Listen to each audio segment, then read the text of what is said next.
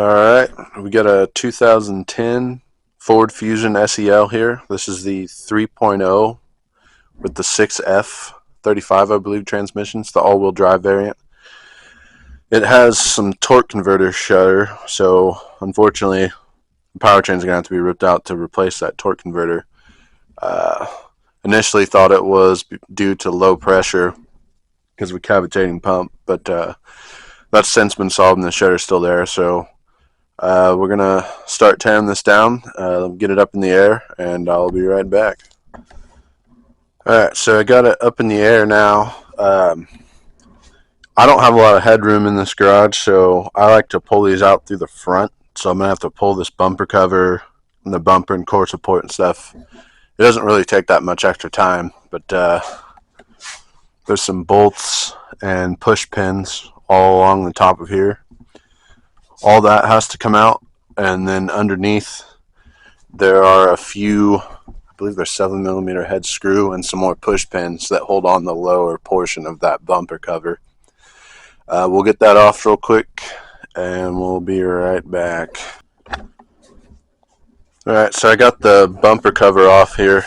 There's not much to it. Like I was showing before, just a couple screws on top and bottom and some push pins, and I'll show you the holes on the bottom here. It's just these little holes across here. Take a 7mm socket to get those little screws out, and they actually screw into this piece. I just pulled it out for convenience. It has push pins that hold it into the bottom. That's core support. But let's keep trucking.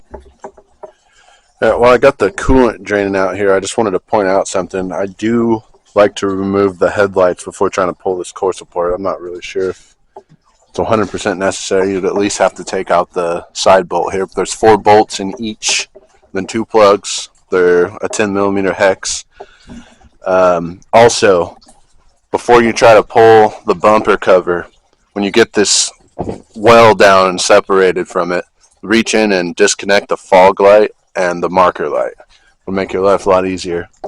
I got the coolant draining right now because I questioned trying to pull this with the condenser, the radiator, and the fan still attached, but I'm not really seeing how I can get the intercooler lines off without taking the fan out at least. So I've pulled this harness off of the top. It's just got a bunch of push pins all along the fan shroud, and I believe it's just a push release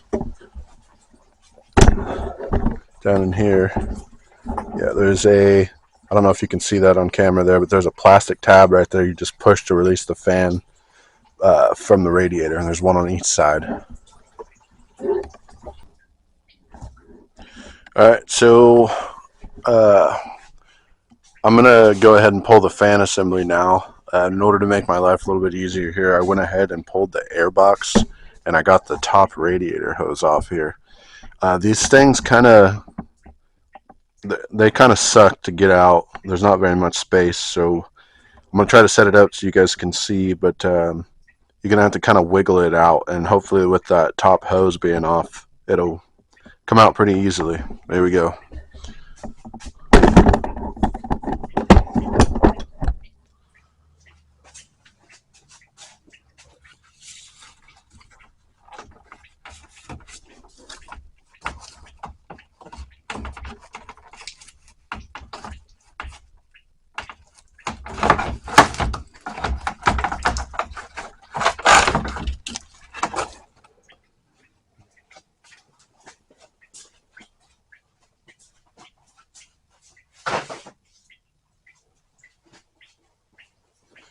That actually came out way easier than I thought it would.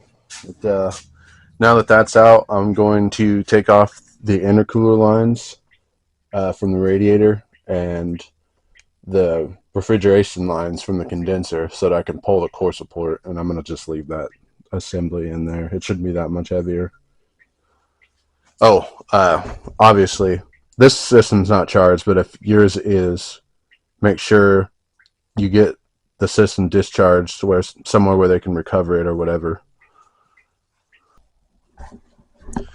Alright, so at this point I've got the lower radiator hose off and I got the intercooler lines off, and there's a little tube right here that it's like the overflow tube, I guess, from the reservoir over there.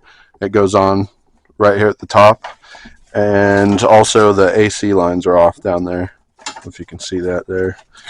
But I got pretty much everything off of the front here except for one bolt on each side, and it's just these 4 bolts right here that here's one of them right here and touching. It's like that on each side. That's what holds the main bumper to the body here. So I'm going to try to set you guys up where you can see this, and I will lift it off. Of course, this is going to be kind of heavy because it's still got the condenser and the radiator in it, but let me see if I can get you set up real quick.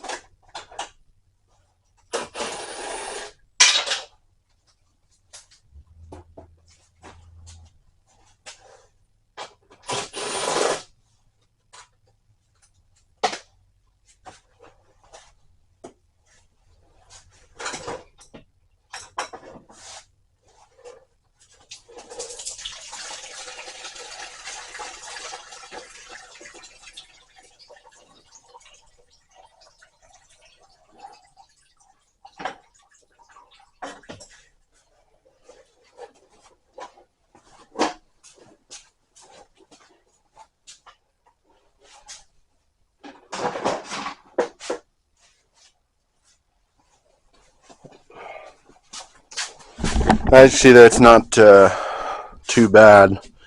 And also, now that all that stuff's up, you just have really good access to everything. Makes life way easier. We're basically going to be undoing some electrical connections, the exhaust, pull axle shafts, and since this one is an all-wheel drive, you have to disconnect the rear drive shaft. But you are able to pull this whole powertrain out as an assembly, even with the PTU on. So going back in is kind of difficult because you got to get that drive shaft out of the way. But these cars really aren't that hard to work on. To get it down this far, I've only been on this for about 45 minutes. So yeah, if you have a transmission problem in something similar like this, a 3035 setup with a 6F, whether it's all-wheel drive or front-wheel drive, they're fairly similar as far as how they come apart. That's really not that hard. You could definitely do it at home. Okay, quick update real quick. Not much has changed, but I just wanted to point out, I pulled the lower hose off here, and this little T right here, this is where the expansion tank, reservoir, whatever you want to call it, ties in. I would definitely recommend just leaving that connection alone and just taking it off where it connects to the tank. This plastic likes to get brittle from the heat cycles over time. This car is 13 years old, so just figured I'd point that out. And I did pull the tank out just for ease of access to the motor mount bolts down here. This one's getting changed. It was a universal, super cheap guy that I bought, and I don't like the way it fits, so it's getting thrown in the trash.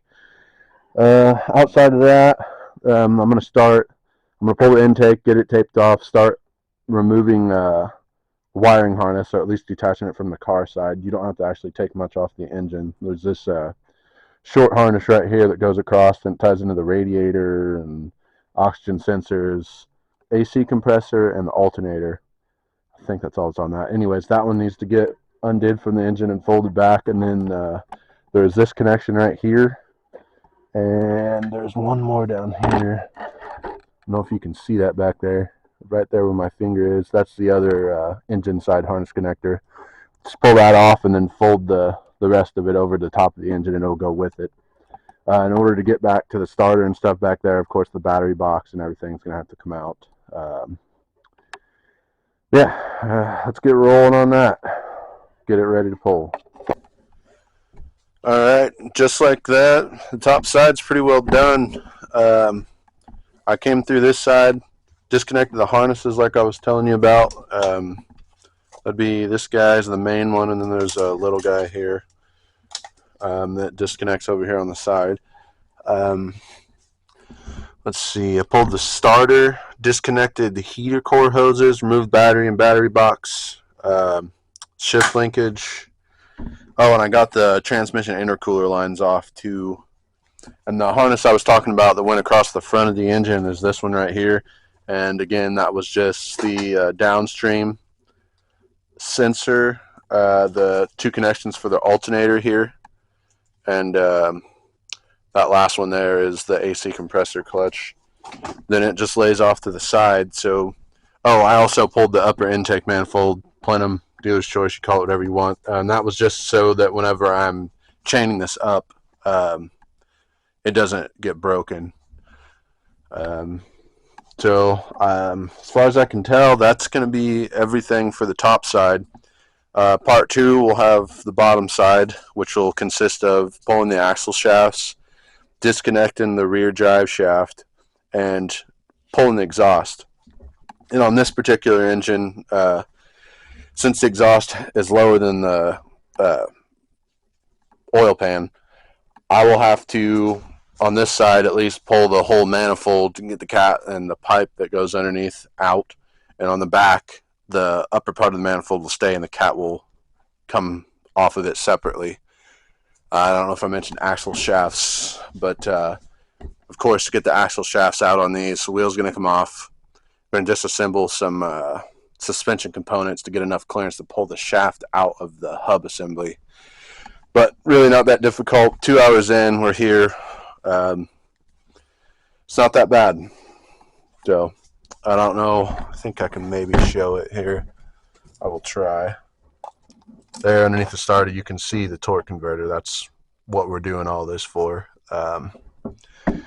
PTU hanging out back there looking brand new. Anyhow, yeah, part 2, we will be undoing everything on the bottom and probably pulling this out and setting it on the floor. Also, I just wanted to highlight real quick, you don't really need any special tools to do this. To get to where I'm at right now, this is all I've used. Some sockets and wrenches, pliers. The only real specialty tool that I used was this, and that's just to get the intercooler lines out of the transmission. Just a little quick disconnect tool. This one is for 1/2-inch oil cooler lines. And I like to use power tools where I can. I got the Milwaukee 3/8 for that, but you can do this with all hand tools. Again, this is really the only specialty tool that I had, and of course you're going to need a hoist of some sort to lift the powertrain out, and I got this one here from Harbor Freight. It's done me good for anything from tiny little 4-cylinder engines all the way up to diesel engines. I've done a Power Stroke engine pull and replace with this thing, so highly recommend.